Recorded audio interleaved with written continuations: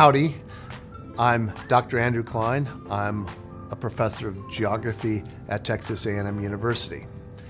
I've been at Texas A&M University since 1998, which makes me really old. Since arriving at Texas A&M as a young professor in 1998, I've taught a myriad of classes in GIS, remote sensing, and GPS. After receiving my bachelor's at Macalester College, I went on to graduate school, double majored in geology and environmental studies. With help from faculty at Macalester College and Washington University in St. Louis, I became a pretty early adopter of the use of Landsat satellite images to study the continent of Antarctica. My interest in geospatial technologies and in polar regions has continued till today.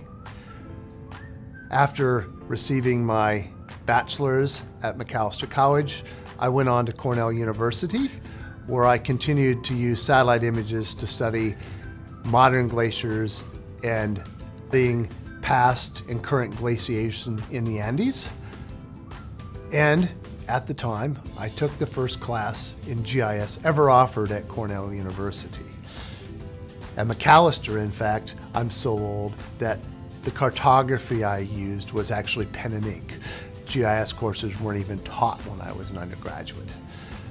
However, since arriving at Texas A&M in 1998, I've continued to both teach GIS and remote sensing and apply it in my own research. Probably somewhat weirdly, I've continued my focus on studying cold regions using satellites and remote sensing. Prior to coming to Texas A&M University, I was a research scientist at NASA Goddard Space Flight Center, where I helped develop algorithms to map global snow cover from the MODIS instrument that continue to be used to today. Once arriving at Texas A&M, I've taught GIS, remote sensing, and GPS courses, and I've continued to apply these technologies to studying the Earth's cryosphere. That may be a bit odd. Somebody from Texas actually studying snow-covered and cold regions of the world, but it gets you out of the Texas heat. In terms of my own research, what I'm proudest of is my work in Antarctica. I've spent 17 field seasons doing environmental monitoring in various parts of Antarctica, and I feel very special being able to help look at the environment of this pristine continent.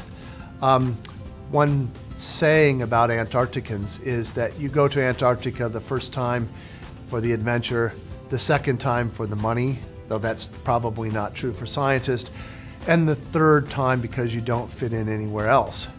Having been there 17 years, I'm not quite sure what this says about me. However, I continue to enjoy taking my students to the cold places of the world where we apply GIS and remote sensing to study perennial snow cover, transient snow cover, and glaciers, as well as a host of environmental issues in the cold parts of the world.